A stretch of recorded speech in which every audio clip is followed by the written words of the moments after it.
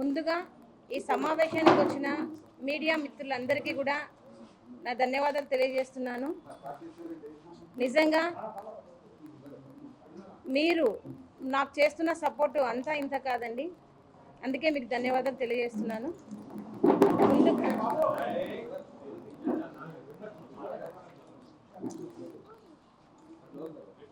ఈ సమావేశాన్ని ఎందుకు ఇక్కడ ఏర్పాటు చేయాల్సి వచ్చింది అంటే, నా గిరిజన 14 సంవత్సరాల మైనర్ అయిన నా కూతురు సుగాలి ప్రీతి కట్టమంచి రామలింగారెడ్డి రెసిడెన్షియల్ హై స్కూల్లో 10వ తరగతి చదువుతుండగా అతి కిరాతనంగా అత్యాచారం చేసి హత్య చేసి ఆత్మహత్యగా చిత్రీకరించిన విషయం మీరందరికీ తెలిసిందే. ఆ విషయంకై నేటి వరకు 8 సంవత్సరాలుగా ఒక కుంటిదాన్నైన నేను పోరాటం చేస్తూనే ఉన్నాను. మరి ఇప్పటికీ కూడా న్యాయం అనేది ఏ క్వశ్చన్ జరగడం లేదు. మరి పవన్ కళ్యాణ్ గారు ప్రతిపక్షంలో ఉన్నప్పుడు సుగాలి ప్రీతి కేసుకి నేను న్యాయం చేస్తాను, సుగాలి ప్రీతి కేసు తల్లిదండ్రులతోనే మేము ఉంటాము అని అండగా ఇచ్చి మాట ఇచ్చి ఇప్పుడు డిప్యూటీ సీఎం అయిన తర్వాత మరి సుగాలి ప్రీతి కేసుని గాలికి వదిలేసిన విషయం కూడా మీకు అందరికీ తెలియజేస్తా ఉన్నాను. మరి ప్రతిపక్షంలో ఉన్నప్పుడు అంతగా మాకు అండగా ఇచ్చిన మరి జనసేనాని గారు మరి ఈరోజు ఎందుకు సుగాలి ప్రీతి కేసు గురించి పట్టించుకోవడం లేదో ఈ మీడియా తరఫున నేను ప్రశ్నిస్తాను అన్నగారిని. అన్న, మీరే మాకు మాట ఇచ్చారు, ఖచ్చితంగా కూటమి ప్రభుత్వం వస్తుంది, ప్రభుత్వం వచ్చిన ఫస్ట్ సంతకమే సుగాలి ప్రీతి కేసు అన్నారు. మరి మీరు వచ్చి కూడా అధికారంలోకి 14 నెలలు పూర్తి అయినా కూడా ఇప్పటి వరకు కూడా సుగాలి ప్రీతి కేసులో ఏ విషయం కూడా ముందుకు సాగలేదు. మరి ఎందుకు ఇంత వ్యత్యాసం అని నేను అడుగుతా ఉన్నాను. మరి పవన్ కళ్యాణ్ గారికి నేను ఒకటే సూటిగా అడుగుతున్నాను.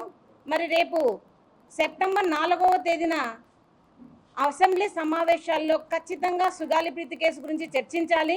మరి ఖచ్చితమైన నిర్ణయం తీసుకొని మరి కేంద్రం మీద ఒత్తిడి తెచ్చి సిబిఐకి అప్పగించాలి నా కేసుని, లేదా కనీసం ప్రత్యేక బృందంనైనా వేసి సిట్టుతో అయినా నా కూతురి కేసుకి హంతకులను మీరు శిక్షించాలి అని కోరుతా ఉన్నాను.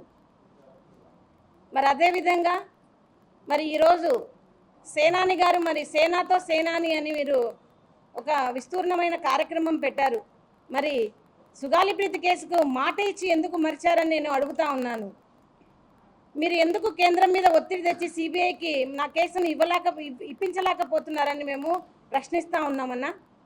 మరి అదేవిధంగా డిప్యూటీ సీఎం పవన్ కళ్యాణ్ గారు చెప్పినప్పుడు హోమ్ మినిస్టర్ అనిత గారి దగ్గర కూడా వెళ్ళి మా బాధను చెప్పుకోవడం జరిగింది. మరి హోమ్ మినిస్టర్ గారు మరి శ్రీకాంత్ అయిన జీవిత ఖైదీకి పెరోల్ ఇచ్చే విషయంలో చాలా బిజీగా ఉన్నారు.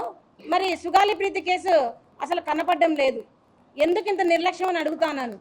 మరి మీరైతే కనుక మాట ఇచ్చిన ఎమ్మెల్సీ అనంతబాబు డ్రైవర్ హత్య కేసులో మరి ఎంత చొరవ తీసుకొని మీరే వాళ్ళ ఇంటికి వెళ్ళి మరి పరామర్శించి ప్రత్యేక బృందాన్ని వేసి మరి మీరు ప్రత్యేక విచారణాధికారిగా వేసి ఈ సమయంలో ఈ కేసు అయిపోవాలని చెప్పారు. మరి గుర్తుందా అనిత గారు, నేను ఈ కుంటిదాన్నైనా నేను మీ ఆఫీస్ చుట్టూకు వచ్చి మరి గంటలు గంటలు నా కేసుకు జరిగిన అన్యాయం గురించి వివరించాను.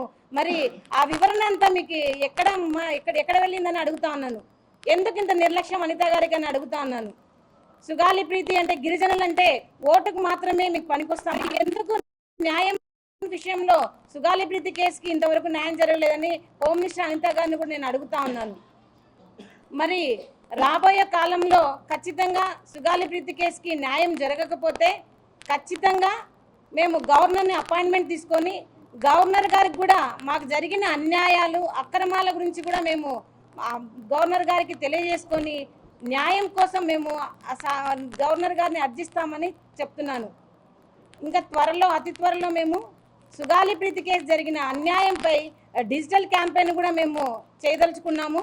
ఆ డిజిటల్ క్యాంపెయిన్కి సూచననే ఈ బ్యానర్. మాకు ఎందుకు ఇంత నమ్మక ద్రోహం చేయాల్సి వస్తుంది అనేది ఈరోజు ప్రశ్నార్థకమైనది. మరి అదేవిధంగా ఈ కేసుకి న్యాయం జరగకపోతే కూడా నిరాహార దీక్షకు కూడా మేము పూనుకుంటామని మేము చెప్తున్నాము. ఎందుకంటే ఒక్కటి ఆలోచించండి, 8 సంవత్సరాలుగా మరి కాళ్ళు లేని ఒక అవిటి తల్లి పోరాటం చేస్తుంటే ఎందుకు ఈ ప్రభుత్వాలకు న్యాయం చేయాలనిపించడం లేదో చెప్పండి. మరి మేము మేము ఎంతకాలం ఇలా పోరాడాలి చెప్పండి. స్కూలుకు వెళ్ళి చదువుకోమని పిల్లల్ని స్కూలుకు పంపిస్తే కీచకంగా అత్యాచారం చేసి హత్య చేసిన వాళ్ళని శిక్షించండి ముద్దాయిలంటే మీకు ఎందుకు అంత ప్రేమిస్తున్నారు ముద్దాయిలను? ఎందుకు శిక్షించరని అడుగుతా ఉన్నాను. మరి లోకేష్ బాబు గారు మీ రెడ్ బుక్లో సుగాలిప్రీతి హంతకుల పేర్లు ఉన్నాయా లేవా చెప్పండి. ఎందుకు ఇంత నిర్లక్ష్యము ప్రభుత్వానికి గిరిజనులంటే చెప్పండి అని అడుగుతా ఉన్నాను. మరి నేను ఈడ్చుకుంటూ ప్రతి ఆఫీస్ చుట్టూ నేను నా కూతురు గురించి చెప్తున్నానే, మరి ఒక్కరన్నా స్పందించడం లేదు ఎందుకు? ప్రతిపక్షంలో ఉన్నప్పుడు సుగాలిప్రీతి కేసు గుర్తున్నప్పుడు అధికారంలోకి వచ్చిన తర్వాత ఎందుకు మీకు గుర్తుకు రాదని నేను అడుగుతున్నాను. మీరు న్యాయం చేయలేరా? చేస్తారా చెప్పండి.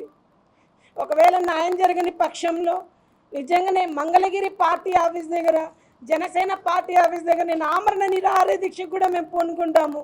ఎందుకంటే ఒక తల్లిగా నా బాధ నా కూతురికి మనశ్శాంతిని కలిగించాల.